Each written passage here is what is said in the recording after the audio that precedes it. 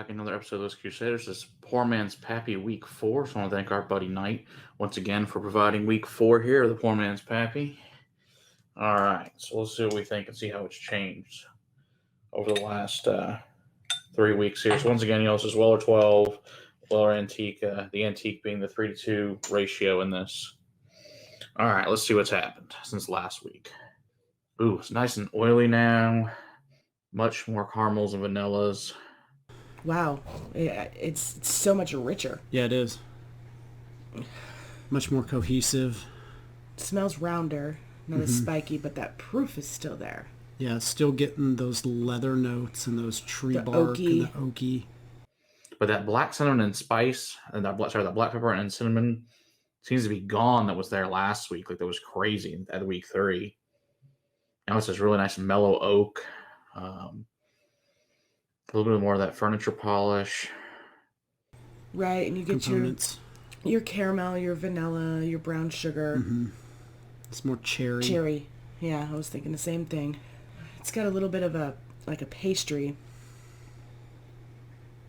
Like a cherry turnover with the creaminess of the icing. Frosting on top. Yeah.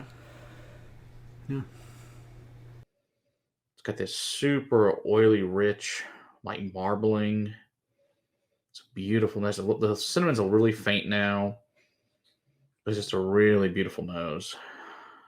It definitely smells mature. Okay. More mature than it has in the past weeks. Yeah, I'm thinking it smells more like one round object. Right, now. right. So I said that's definitely improved since, certainly a lot since 1, but even a lot more since 3. So let's see what we think of the taste.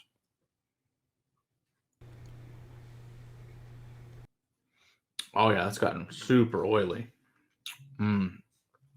That's nice and tasty. But yeah, once again, vanilla, butterscotch, caramel. Ooh, that proof. Mm-hmm. I like that. Right at about mid-palate, it really hits, and then it's swelling at finish. Like it's still going. Yeah. The oakiness is a little more present, but in a really nice way. It's rounder in my mouth. I get a lot of cinnamon right up front. It's very much a cinnamon bomb, along with your vanilla and the brown sugar. But that cinnamon, like the big red cinnamon, takes over. Yeah. Like you put that piece of gum in your mouth and it's just explosion. That's what it is. Yeah, I agree with that completely. That's pretty good. Pretty damn tasty. Yeah, still more furniture polish, a little more antique-y. But yeah, it's most of the oak. It's just really good. Again, a little bit towards the mid palate and the end. That leather, that oak, that char starts to kind of come in, almost like you're licking a tree. And then there's the cherry. Mm-hmm. The cherry is towards the finish for me. Mm-hmm. It's like a cherry on top, just kind of right. This little ding of cherry at the end. Man, that's a. The more I take sips of it, the more a cherry bomb it is at the end.